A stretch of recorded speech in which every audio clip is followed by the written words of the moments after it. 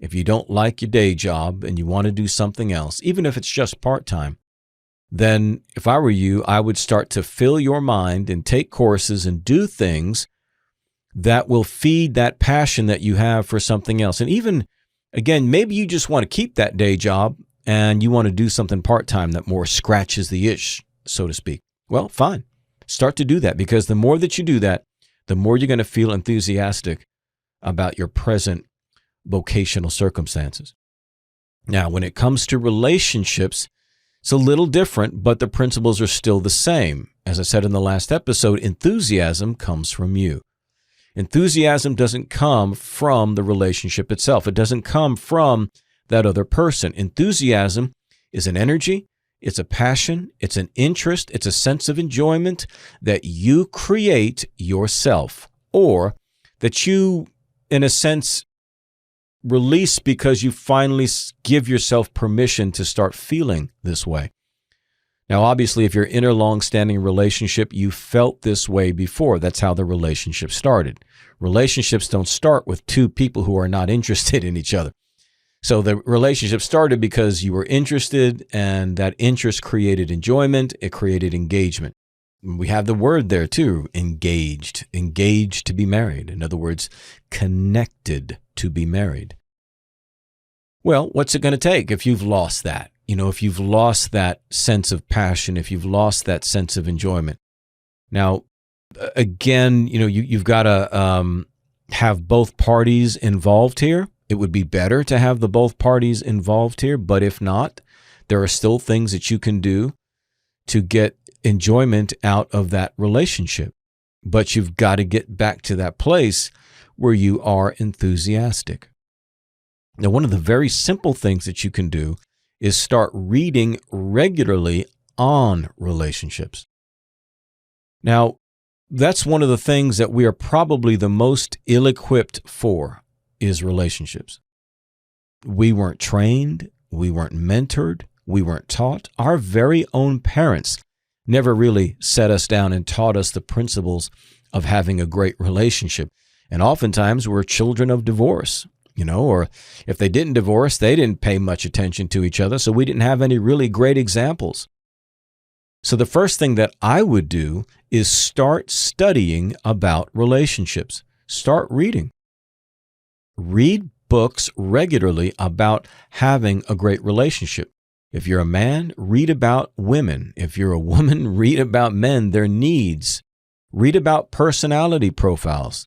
Do you understand what a personality, different people have different personality profiles. Now, there's different personality tests and things, but read up about them, because what you might find is that person that you've been married to for 20 plus years, you never understood their personality makeup. And you, for this whole time, have been doing things that rubbed them the wrong way. And if only you had known that this is the way they think, this is the way they feel, then it wouldn't have been such a big problem. What you have to understand about relationships is that it's little things over time that destroy most relationships. Sure, infidelity, cheating, that kind of stuff, yes. Abuse, yes. But that's not the most often case or situation that creates the majority of divorces. It's people growing out of love, as they say, right? It's little things over time. So the more informed you are about relationships, the better you're going to be, because it's going to give you new sunglasses through which to view things, right? It's going to give you a different color, different vantage point, different way to see the situation. And it's going to fire you up again. There's no greater thing than a loving relationship. And I'm not talking about friends.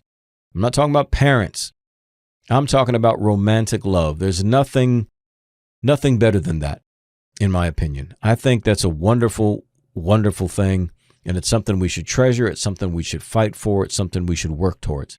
But I think we need a lot of information on relationships. And I remember years ago, what was the popular book?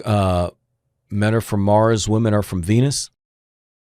And there's a lot of helpful information in some of those things. Now, obviously, not one size does not fit all, but it's important that you understand For example, especially if you're a guy, the way women think, how they see things, what their approach is to life.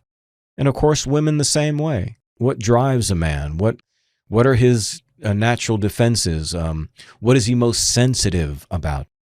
But the point is that the more you learn about these things, the more empowered you're going to be. And guess what? Now you've got a head full of all of these new tips and different ways of looking at things. You're going to want to start applying that. You're going to want to start becoming involved. You're going to start wanting to do more. Now, I'm not saying it's going to be a fix-all, but it's going to change you. It's going to change your outlook. It's going to change your energy. It's going to change your enthusiasm. And that's the ultimate goal, is it not? The ultimate goal is to change you. We can't fix somebody else, but we can certainly change you. And even though you learn all these things about relationships and you start applying it, and still that other person doesn't engage and doesn't respond, and things end up fizzling out and that relationship is over, look how equipped you are for the next one. Can you dig that? I hope you can. This is CJ, the Metal Motivator, and remember, in whatever you do, don't suck. Metal up.